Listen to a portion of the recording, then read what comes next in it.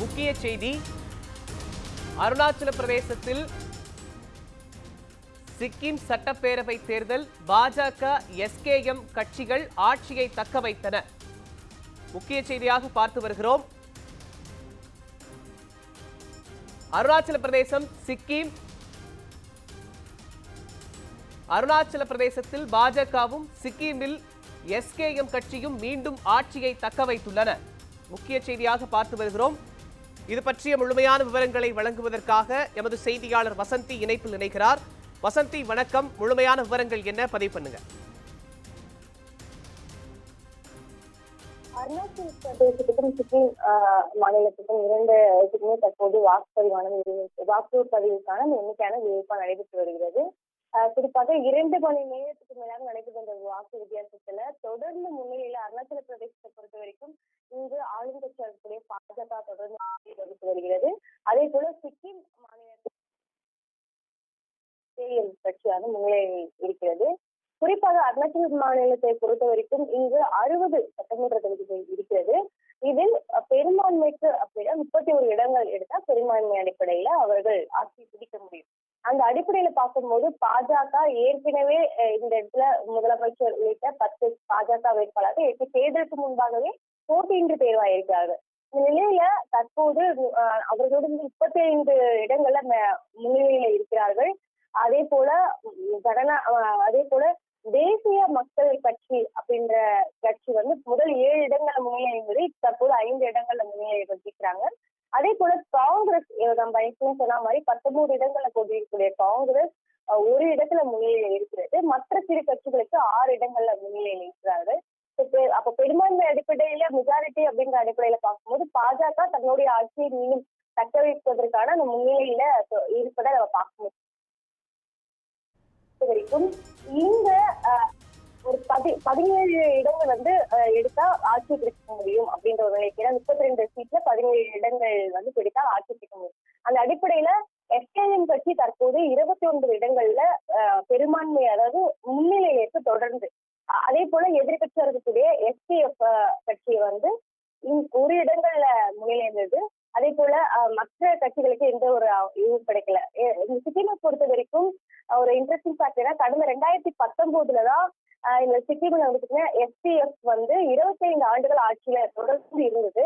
அது கடந்த சட்டமன்ற தேர்தல்ல தான் எஸ்கேஎம் தோற்கடித்து அவங்க ஆட்சி பிடித்ததாங்க. தற்போது எஸ்கேஎம் ஆட்சி பிடித்த அந்த இது மீண்டும் அதை தக்க வைத்திருக்கிறார்கள் அப்படின்னு தான் நம்ம சொல்ல முடியும். இருப்பினும் இன்னும் 1 மணி நேர நிலவரத்துக்கு பிறகு தொடர்ச்சியா முன்னிலையில் இருப்பது தொடருமா இல்ல குறையுமா அப்படின்றது நமக்கு தெரியும்.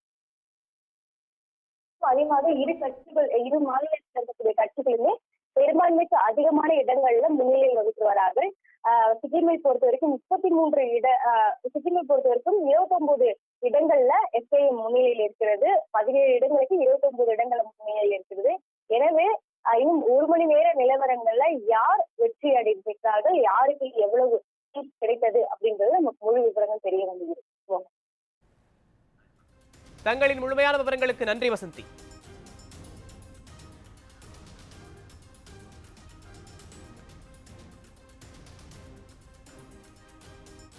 அருணாச்சல பிரதேசம், சிக்கிம் சட்டப்பேரவை தேர்தலில் பாஜக எஸ்கேஎம் கட்சிகள் ஆட்சியை தக்க வைத்துள்ளன. அருணாச்சல பிரதேசத்தில் பாஜகவும் சிக்கிமில் எஸ்கேஎம் கட்சியும் மீண்டும் ஆட்சியை தக்க வைத்துள்ளன. அருணாச்சல பிரதேச சட்டமன்ற தேர்தலில் பெரும்பான்மை பெற்று பாஜக ஆட்சியை தக்க வைத்திருக்கிறது. மொத்தமுள்ள 60 இடங்களில் பெரும்பான்மை பெற 31 இடங்கள் தேவையான நிலையில் 31 இடங்களுக்கு மேல் பாஜக வெற்றி பெற்று முன்னிலை வகிக்கிறது. அருணாச்சல பிரதேசத்தில் பெரும்பான்மை இடங்களை கைப்பற்றியுள்ள பாஜக மீண்டும் ஆட்சி அமைக்கிறது.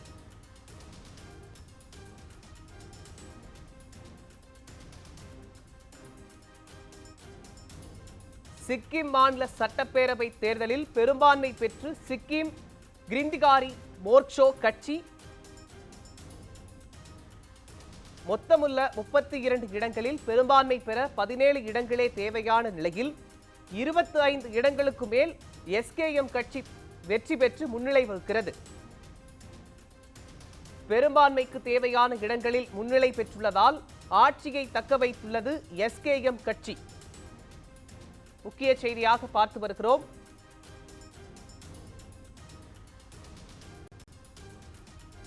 பெரும்பான்மை இடங்களை எஸ்கேஎம் கட்சி கைப்பற்றியுள்ள நிலையில் அதன் தலைவர் பிரேம் சிங் தமாங் மீண்டும் முதல்வராகிறார்.